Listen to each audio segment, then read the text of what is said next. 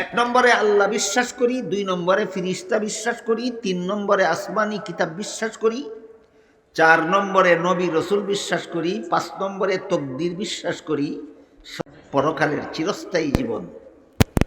এই 6 কথা যে কোনো যুগের, যে কোনো দেশের, যে কোনো মানুষ বিশ্বাস করবে, এই তার বিশ্বাসটার নাম ওই ঈমান। এই ব্যক্তিটা ওই আল্লাহর কাছে ঈমানদার বলে গণ্য হবে। যে কোনো যুগের, যে কোনো দেশের, যে কোনো মানুষ এই 6টা কথা বিশ্বাস করবে, তার বিশ্বাসটার নাম ঈমান। এই 6 কথার বিশ্বাসী লোকটাই আল্লাহর কাছে ঈমানদার বলে গণ্য হবে। এই 6 কথার বিশ্বাসের নাম হলো ঈমান। যারা বিশ্বাস করে তারাই মুমিন মুসলমান। 6 কথা যারা বিশ্বাস করে তারাই মুমিন মুসলমান। আমার কথা বুঝা থাকলে এবার আশা করি একটি কথার জবাব দিতে পারবেন। আপনারা যারা এখানে বসা আছেন, আপনারা সবাই কি মুমিন মুসলমান? একজনই মাত্র না সবাই? কেমনে বুঝলেন আপনি যে মুমিন মুসলমান? হ্যাঁ, আমার নবী বলছেন এই 6 কথা যে বিশ্বাস করবে সেই মুমিন মুসলমান।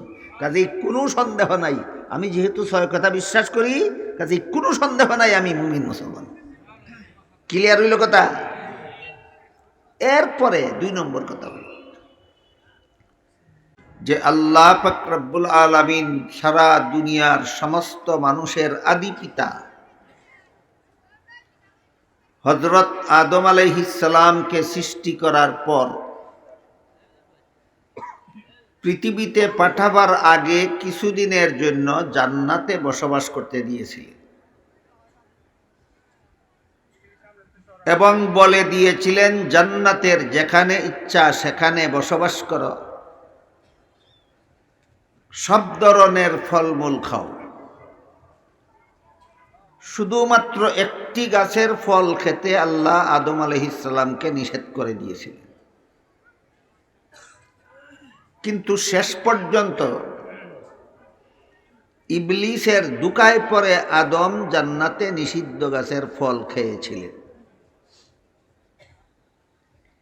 এই ঘটনাটা কি আজকে নূতন শুনলেন না জীবনে আরো শুনেছেন?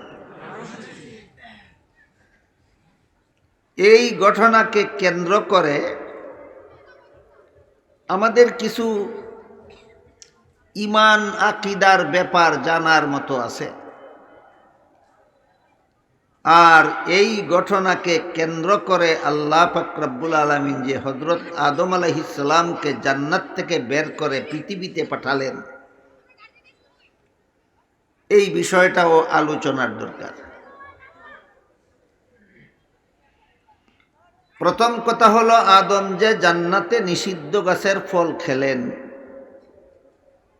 এতে আল্লাহর নিষেধ রক্ষা হলো না লঙ্ঘন হইল?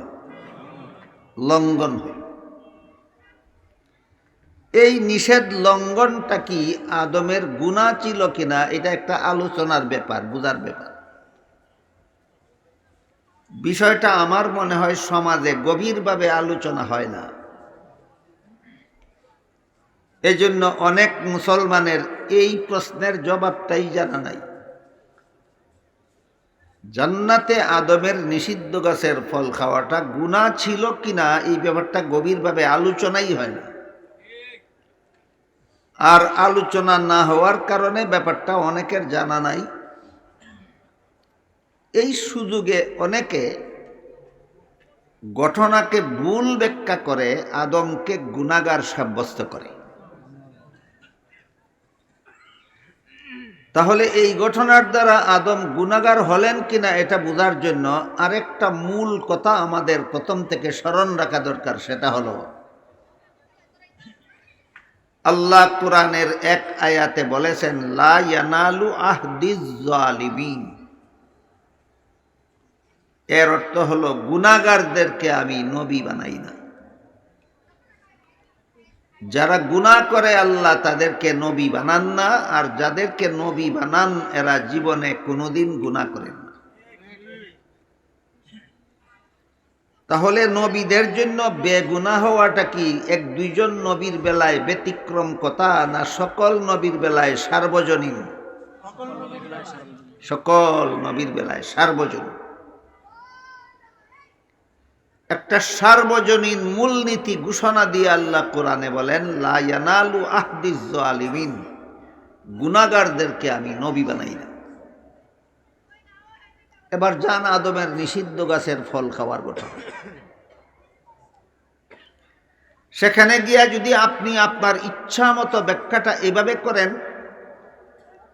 যে আল্লাহর আদেশ নিষেধ লঙ্ঘন করার নামই তো গুনাহ, আর আদম তো লঙ্ঘন করলেনই, তাই নিষিদ্ধ গাছের ফল খাওয়ার দ্বারা আদম গুনাহগার হলেন, এভাবে যদি ব্যাখ্যা করেন, তাহলে আপনার ব্যাখ্যার দ্বারা আল্লাহর সামগ্রিক মূলনীতিটা বহাল থাকে না লঙ্ঘন হয়? এতেই প্রমাণ হয়ে গেল ব্যাখ্যাটা তোমার ভুল। এতেই প্রমাণ হয়ে গেল ব্যাখ্যাটা ভুল। আদমের নিষিদ্ধ গাছের ফল খাওয়ার ঘটনাকে ভুল ব্যাখ্যা করলে আদমকে গুনাহগার সাব্যস্ত করা যায়। আরো বিভিন্ন নবীর জীবনে এমন কিছু ঘটনা আছে যেগুলিকে মন গড়াভাবে ভুল ব্যাখ্যা করলে বিভিন্ন নবীগণকে গুনাহগার সাব্যস্ত করা যায়। কিন্তু আপনারা আমার এই পর্যন্ত যে কথাগুলি শুনলেন,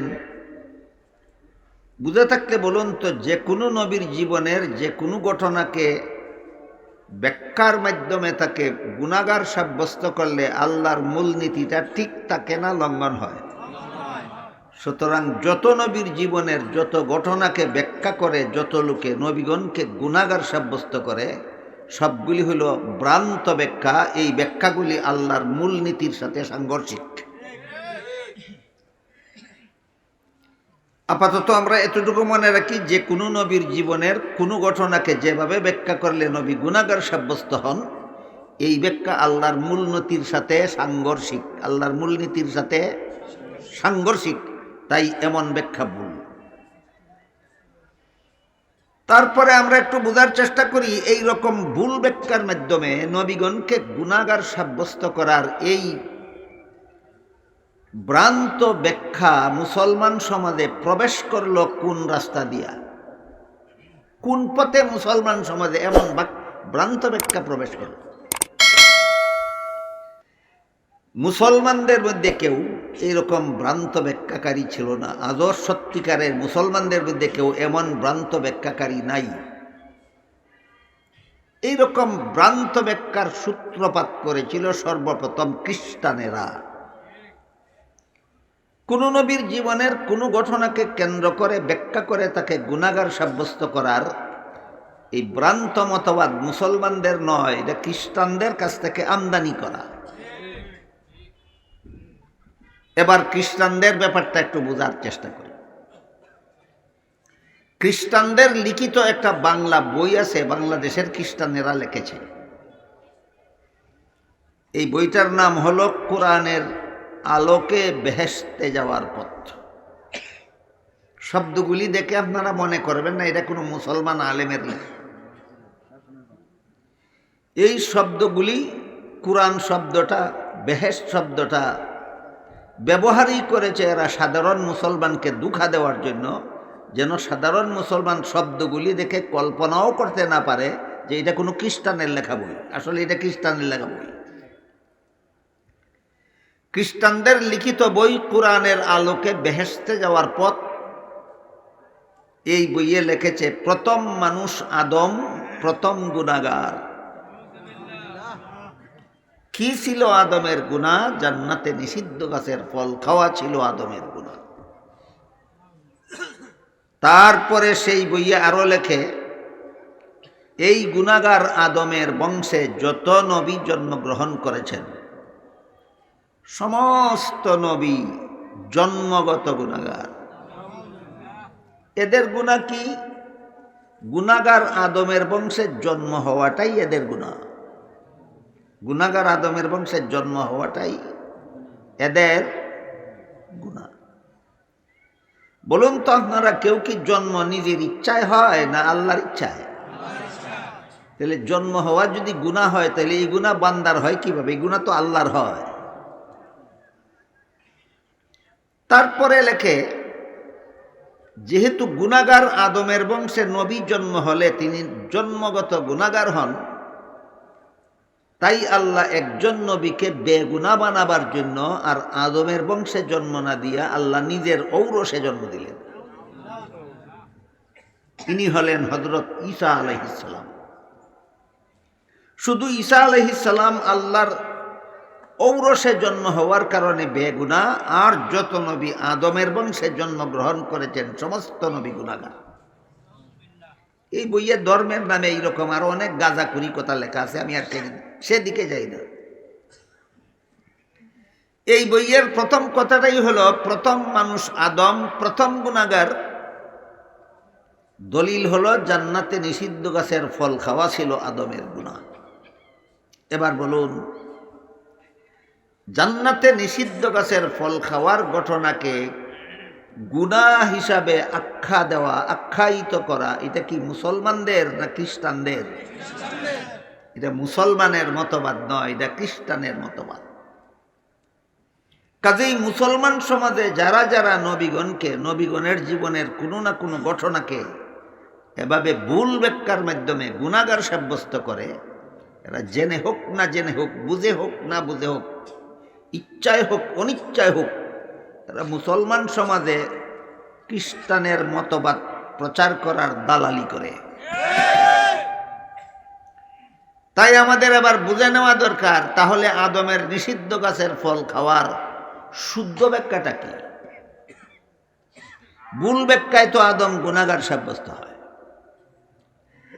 জান্নাতে আল্লাহর নিষিদ্ধ গাছের ফল খাওয়ার ঘটনাকে ভুল ব্যাখ্যা করলে খ্রিস্টানদের মতো আদম গুনাহগার সাব্যস্ত হন। শুদ্ধ ব্যাখ্যার দ্বারা তো গুনাহগার সাব্যস্ত হন না। তাহলে সেই শুদ্ধ ব্যাখ্যাটা কি? শুদ্ধ ব্যাখ্যাটা হলো, মানুষের কোনো কাজে সওয়াব হয়, কোনো কাজে গুনাহ হয় দুনিয়ার জীবনে। দুনিয়াতে আসার আগেও কোনো কাজে সওয়াব গুনাহ নাই, দুনিয়ার থেকে বিদায় হয়ে গেলে পরেও কোনো কাজে সওয়াবও নাই, গুনাহও নাই। দুনিয়ার জীবনে আপনাদের উপর দৈনিক 5 বেলা নামাজ পড়া ফরজ, না পড়লে গুনাহ। ঠিক আছে কথা? এবার বলেন তো, আপনারা দুনিয়াতে আসার আগেও 5 বেলা নামাজ পড়েছিলেন? গুনাহগার হইছেন কেন? 5 বেলার নামাজ তো ফরজ, পড়লেন না, গুনাহগার হইলেন না কেন? গুনার সম্পর্ক দুনিয়ার জীবনের সাথে, দুনিয়ার আগের জীবনের সাথেও গুনার কোনো সম্পর্ক নাই, দুনিয়ার থেকে বিদায় হওয়ার পরের জীবনের সাথেও গুনার কোনো সম্পর্ক নেই। আপনাদের পূর্বপুরুষ যারা আজীবন নামাজ পড়তেন, মারা গেছেন 10 বছর, 20 বছর, 50 বছর আগে, এরা কি দাফন করার পরেও 5 বেলা নামাজ পড়েন? গুনাহ হয় কেন? দুনিয়ার থেকে বিদায় হওয়ার পরের জীবনের সাথেও গুনার কোনো সম্পর্ক নাই, দুনিয়াতে আসার আগের জীবনের সাথেও গুনার কোনো সম্পর্ক নাই। এবার বলুন, আদম আলাইহিস সালাম নিষিদ্ধ গাছের ফল খেয়েছিলেন দুনিয়াতে আসার পরের জীবনে না আগের জীবনে? এর সাথে সওয়াবেরও কোনো সম্পর্ক নাই, গুনারও কোনো সম্পর্ক নাই। এই ব্যাখ্যাটা গ্রহণ করলে আল্লাহর মূলনীতিটা ঠিক থাকে। বুঝতে পারছেন? এটাই কথার প্রমাণ যে ব্যাখ্যাটা সহি। এই ব্যাখ্যার দ্বারা আল্লাহর মূলনীতি ঠিক থাকে। কাজেই আমাদের সমাজে আদম আলাইহিস সালামের জান্নাতে নিষিদ্ধ গাছের ফল খাওয়াকে যারা অপব্যাখ্যা করে, ভ্রান্ত ব্যাখ্যা করে, মন গড়া ব্যাখ্যা করে, এভাবে বিভিন্ন নবীর জীবনের বিভিন্ন ঘটনাকে মন গড়া ব্যাখ্যা করে নবীগণকে গুনাহগার সাব্যস্ত করে, এদের মতবাদ মুসলমানি মতবাদ নয়। এরা মুসলমান সমাজে খ্রিস্টানি মতবাদ চালু করার এজেন্ডা বাস্তবায়নের চেষ্টায় আছে।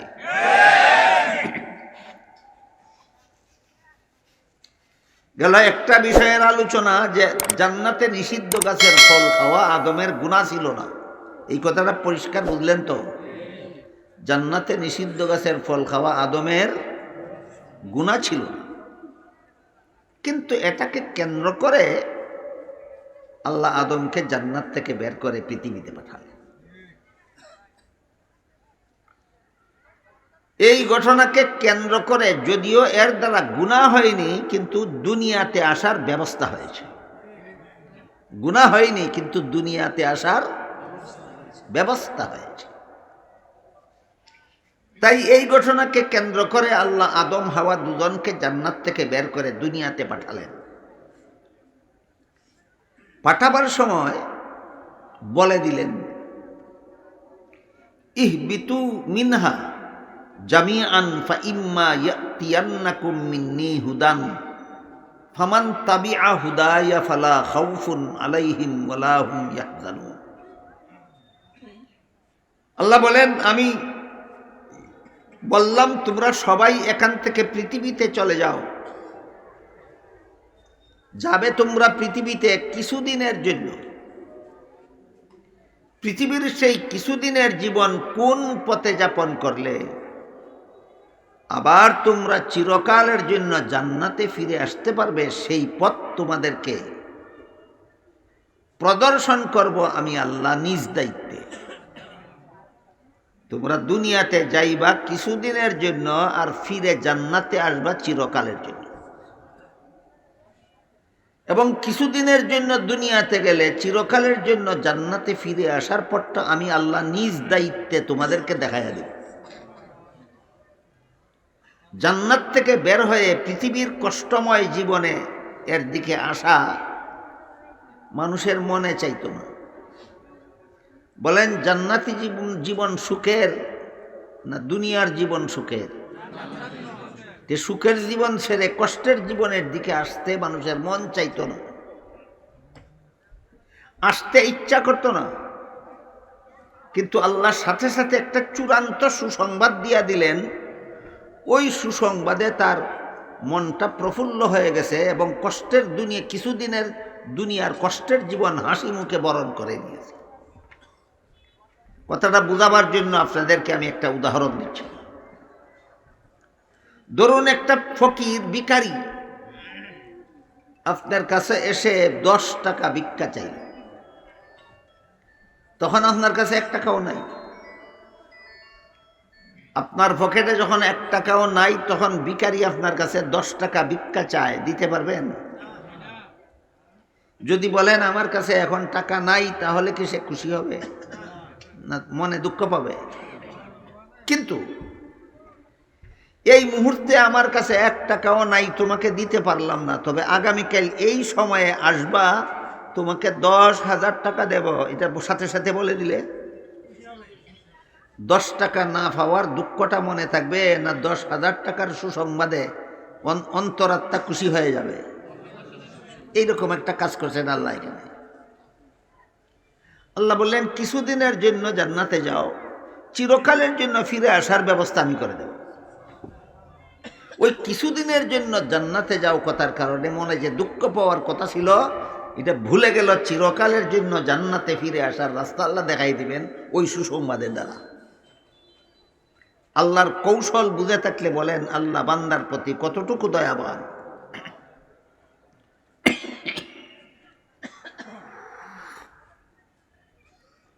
সেদিন যে আল্লাহ ওয়াদা করেছিলেন তোমাদেরকে চিরকালের জন্য জান্নাতে ফিরে আসার রাস্তাটা আমি দেখাইয়া দেব, এই ওয়াদাটা আল্লাহ দুনিয়ার মানুষের সাথে 2 ভাবে রক্ষা করেছেন। 2 পদ্ধতিতে আল্লাহর সেই ওয়াদা তিনি পুরা করেছেন। একটা পদ্ধতির নাম কিতাবুল্লাহ, আর একটা পদ্ধতির নাম রিজালুল্লাহ। শতাধিক আসমানি কিতাব নাজিল করে কিতাবে লিখে দিয়েছেন যে এই হইল তোমার চিরকালের জন্য জান্নাতে যাওয়ার পথ। আসমানি কিতাবগুলিতে আল্লাহ লিখে দিয়েছেন এই হইল তোমার চিরকালের জন্য জান্নাতে যাওয়ার পথ। কিতাবটা বুঝাবার জন্য লক্ষাধিক নবী রসুল পাঠিয়েছেন। নবী রসুলগণ আল্লাহর কিতাবের ব্যাখ্যা বুঝাইয়া দিছেন এবং জান্নাতে যাও চিরকালের জন্য জান্নাতে যাওয়ার পথ হাতে কলমে দেখাইয়া দিছেন। বুঝে থাকলে বলুন তো, আল্লাহর সেই দিনকার ওয়াদা কতভাবে পুরা করেছেন? 2 ভাবে। আসমানি কিতাব নাজিলের মাধ্যমে আর নবী রসুল পাঠাবার মাধ্যমে। কতভাবে? 2 ভাবে। এর মধ্যে সর্বশেষ আসমানি কিতাব এটাই সমস্ত আসমানি কিতাবের মধ্যে সর্বশ্রেষ্ঠ।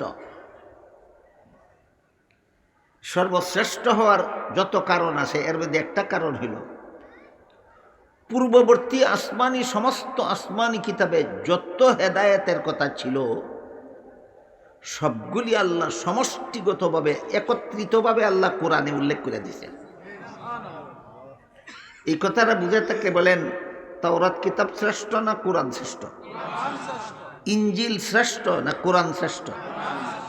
জাবুর শ্রেষ্ঠ না কোরআন শ্রেষ্ঠ? জাবুরে হেদায়েতের যা কিছু ছিল সবগুলি কোরআনে আছে। তাওরাতে হেদায়েতের যা ছিল সবটুকু কোরআনে আছে। ইনজিলে হেদায়েতের যা কিছু ছিল সবটুকু কোরআনে আছে। এই হলো কোরআন শ্রেষ্ঠ আসমানি কিতাব হওয়ার কারণ। সর্বশ্রেষ্ঠ আসমানি কিতাব কোরআন আল্লাহ সর্বশেষ এবং সর্বশ্রেষ্ঠ নবী মুহাম্মদুর রাসূলুল্লাহ সাল্লাল্লাহু আলাইহি ওয়াসাল্লামের কাছে নাজিল করেছে। নবীগণের মধ্যে সর্বশেষ এবং সর্বশ্রেষ্ঠ নবী হলেন মুহাম্মদুর রাসূলুল্লাহ সাল্লাল্লাহু আলাইহি ওয়াসাল্লাম। আর আসমানি কিতাবগুলির মধ্যে সর্বশেষ এবং সর্বশ্রেষ্ঠ কিতাব হলো কোরআন। এই কোরআনে আল্লাহ দুনিয়ার মানুষকে চিরকালের জন্য জান্নাতে যাওয়ার যে পথ প্রদর্শন করেছেন, পথটার নাম দিয়েছেন সিরাতে মুস্তাকিম। দুনিয়ার মানুষকে চিরকালের জন্য জান্নাতে যাওয়ার যে পথ আল্লাহ দেখাইছেন সেই পথটার নাম দিয়েছেন কোরআনে কি? সিরাতে মুস্তাকিম। তাই আল্লাহ বলেন ওয়া আন্না হাযা সিরাতি মুস্তাকিমান ফাত্তাবিউহু ওয়া লা তাত্তাবিউস সুবুল ফাতাফাররাকা বিকুম আন সাবিলিহি। এই কোরআনের বর্ণিত পথ তোমাদের জন্য জান্নাতে পৌঁছার সোজা পথ। এই হলো সিরাতে মুস্তাকিমের অর্থ। সিরাতে মুস্তাকিম কথার অর্থই হলো সোজা পথ। এতক্ষণের কথা যারা বুঝেছেন বলুন তো কোথায় যাওয়ার সোজা পথ? জান্নাতে যাওয়ার সোজা পথ। কাদের জন্য? দুনিয়ার মানুষগুলির জন্য।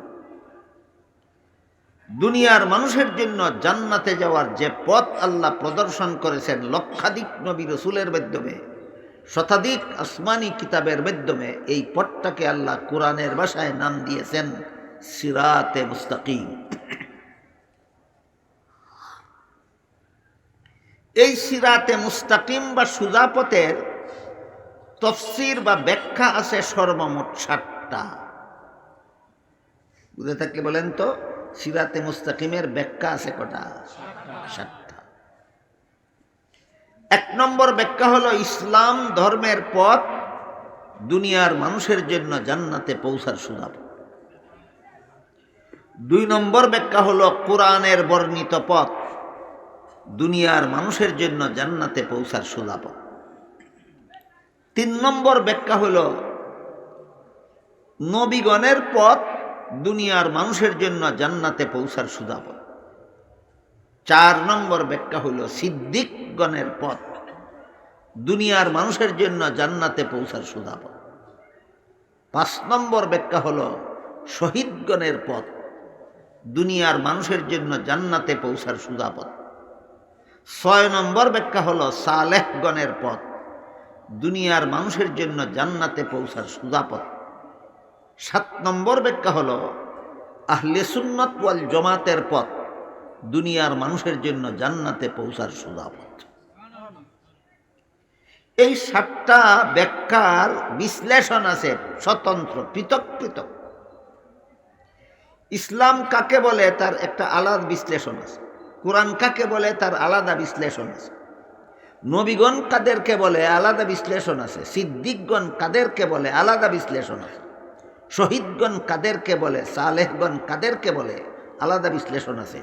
প্রত্যেকটা ব্যাখ্যারই স্বতন্ত্র বিশ্লেষণ আছে যা আলোচনা করার জন্য দীর্ঘ সময়ের দরকার। একদিনে সব কথা আলোচনা করা যায় না। এই জন্য আজকের মতো আমি প্রথম 6টা ব্যাখ্যার আলোচনায় না গিয়া সর্বশেষ ব্যাখ্যাটা, সিরাতে মুস্তাকিমের সর্বশেষ ব্যাখ্যা হলো আহলে সুন্নাত ওয়াল জামাতের পথ, দুনিয়ার মানুষের জন্য জান্নাতে পৌঁছার সুদা পথ। এই আহলে সুন্নাত ওয়াল জামাতের একটু বিশ্লেষণ আজকে আপনাদের সামনে তুলে ধরার জন্য এই আয়াতটাও তিলাওয়াত করেছি এবং এর ব্যাখ্যায় হাদিস শরীফে আল্লাহ রসুল যা বলেছেন সেই হাদিসটাও তিলাওয়াত করেছি। 7 নম্বর ব্যাখ্যাটা বোঝার ভূমিকা স্বরূপ, পূর্ব কথা স্বরূপ আগে আমাদের জরুরি একটা কথা সমস্ত মুসলমানদের মনে রাখতে হবে। সেটা হইল, একবার হযরত জিবরিল ফিরিস্তা রাসূল করিম সাল্লাল্লাহু আলাইহি ওয়াসাল্লামকে জিজ্ঞাসা করেছিলেন, মাল ঈমান, এর অর্থ হলো ঈমান কাকে বলে? জবাবে রাসূল করিম সাল্লাল্লাহু আলাইহি ওয়াসাল্লাম বলে দিয়েছিলেন, 6টি কথা বিশ্বাস করার নাম ঈমান। সারা দুনিয়ার সমস্ত মুমিন মুসলমানের জন্য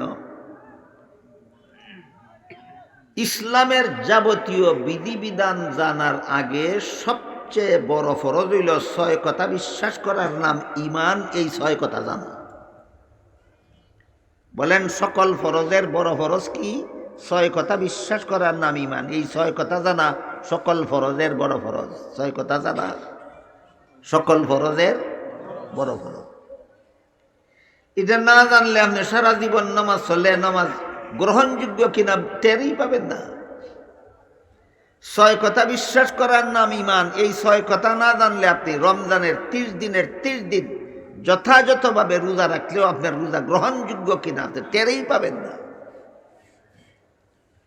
এই কারণে মুসলমানের জীবনে যা কিছু জানা ফরজ, সবচেয়ে বড় ফরজ হইল রাসূল যে বলেছেন 6 কথা বিশ্বাস করার নাম ঈমান। এই 6 কথা জানা হইল সবচেয়ে বড় ফরজ। 6 কথার প্রথম কথা হলো আমি আল্লাহকে বিশ্বাস করি। দ্বিতীয় কথা হলো আমি আল্লাহর ফিরিস্তাগণ বিশ্বাস করি। তৃতীয় কথা হইল আমি আসমানি কিতাবগুলি, ওই যে আগে গেল আসমানি কিতাবের কথা, এগুলি বিশ্বাস করি। 4 নম্বর কথা হলো আমি নবী রাসূলগণকে বিশ্বাস করি। এটাও একটু আগে আলোচনা হয়েছে, নবী রাসূল পাঠিয়েছেন আল্লাহ। 5 নম্বর কথা হলো আমি আল্লাহর নির্ধারিত তকদির বিশ্বাস করি। তকদির, তকদির কি এটা অনেকেই বুঝে না। অনেকে বুঝাতে গিয়া সহজটারে কঠিন বানাইয়া ফেলে, আর অনেকে সহজভাবেও বুঝে না। এই জন্য তকদির কি এই ব্যাপারটা একটু ক্লিয়ার হওয়া দরকার। আজকাল মানুষ অসুস্থ হইলে ডাক্তারের কাছ থেকে ব্যবস্থা নিয়ে চিকিৎসা গ্রহণ করে।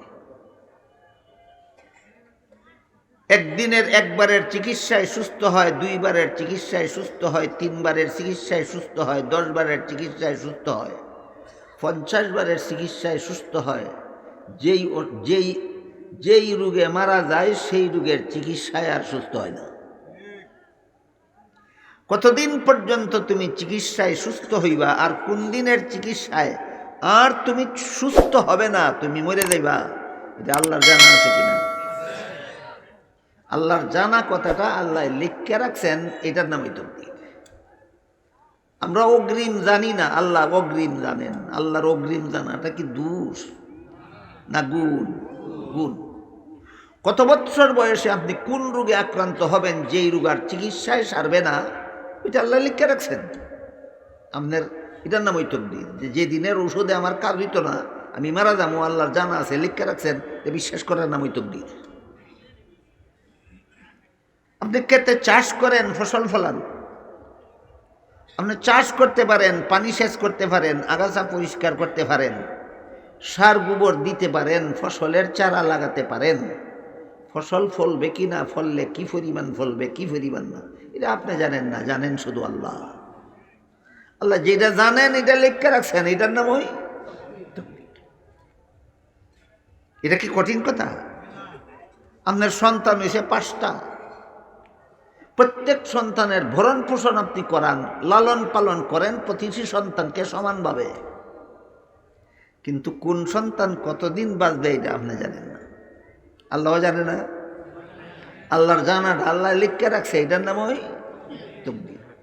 বুঝে থাকলে বলেন তো তকদির বুঝাটা কি কঠিন ব্যাপার না? একেবারে সহজ।